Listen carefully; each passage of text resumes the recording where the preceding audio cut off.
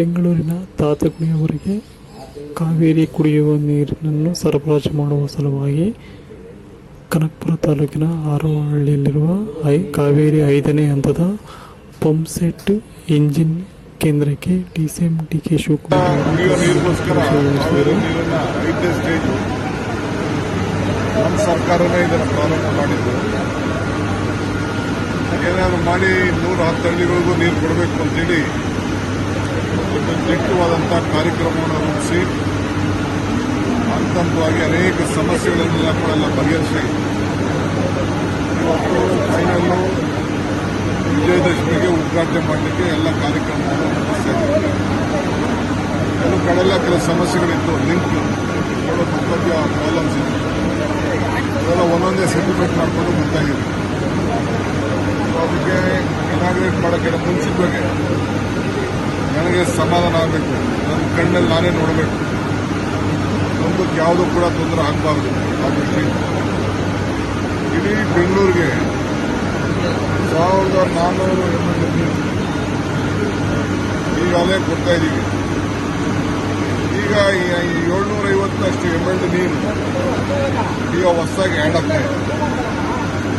ಕನಿಷ್ಠ 10 ವರ್ಷ ಬೆಂಗಳೂರು ನಗರಕ್ಕೆ ಇನ್ನು ಯಾವ ಥರದ ತೊಂದರೆಯೂ ಕೂಡ ಇರಬಾರ್ದು ಅನ್ನೋ ದೃಷ್ಟಿಯಿಂದ ಈ ಕಾರ್ಯಕ್ರಮ ರೂಪಿಸಿದ್ದೀವಿ.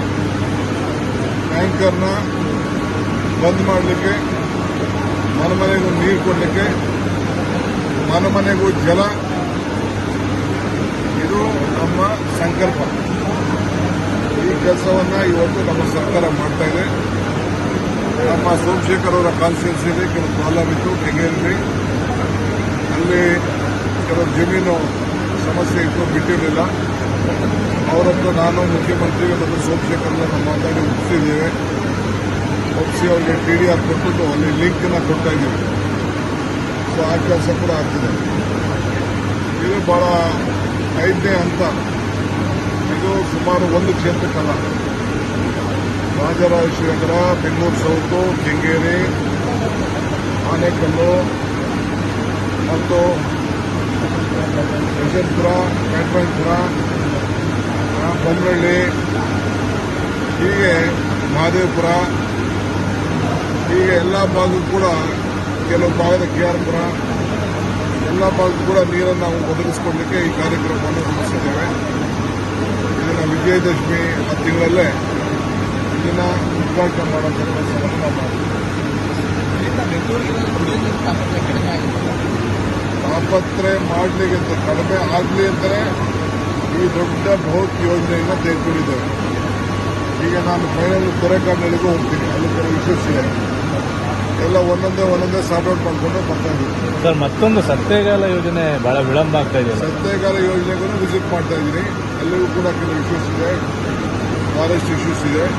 ಆ ಸತ್ಯಗಾಲ ಯೋಜನೆ ಕೂಡ ನಾನು ಇವತ್ತು ಟೈಮ್ ಆಗ್ತದೆ ಅಂತೇಳಿ ಅದಕ್ಕೊಂದು ಪ್ರತ್ಯೇಕ ದಿನ ನಮ್ಮ ಚನ್ನಪಟ್ಟಣ ಸರ್ ಹೇಳಿದ್ದಾರೆ.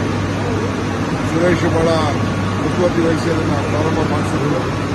ಈಗ ಅದನ್ನು ಕೂಡ ನಾನು ನೋಡಿದ್ದೇನೆ. ಕೆಲಸ ಮಾಡಿದ್ರು, ಹಾಗಾಗಿ